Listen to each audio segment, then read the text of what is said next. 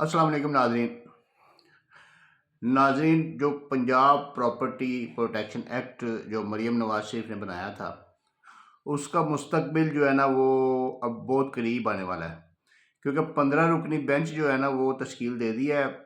Chief justice of Lahore high court نے، اور اب اس میں جو ہے نا وہ یہ ڈیسائیڈ ہونا ہے کہ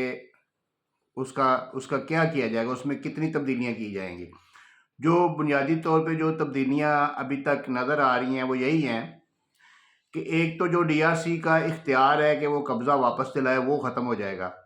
اور دوسرا جو ہے نا وہ ڈی آر سی جو ہے نا وہ صرف اور صرف رپورٹ بنانے کے لیے جو ہے نا وہ اپنا کام کرے گی، اور اس میں پٹواری اور وہ دوسرے تیسرے جو عملہ ہے اگر داور وغیرہ ان کو لگا کے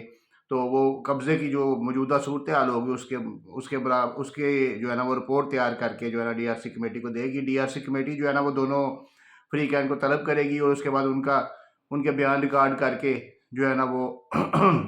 ٹرائیبیونل کو فارورڈ کر دے گی، اور ٹرائیبیونل کو جو ہے نا وہ سارے ڈیٹے سے پتہ چلے گا کہ اس میں کون کون سا کیس جو ہے نا وہ سول کورٹ میں چل رہا ہے،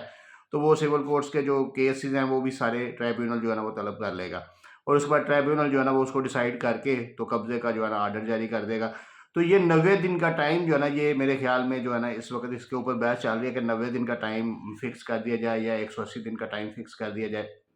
لیکن یہ ہے کہ 15 رکنی بینچ بن گیا ہے، اور بہت امید ہے کہ اس ہفتے میں اس کا جو ہے نا وہ مستقبل طے کر لیا جائے گا۔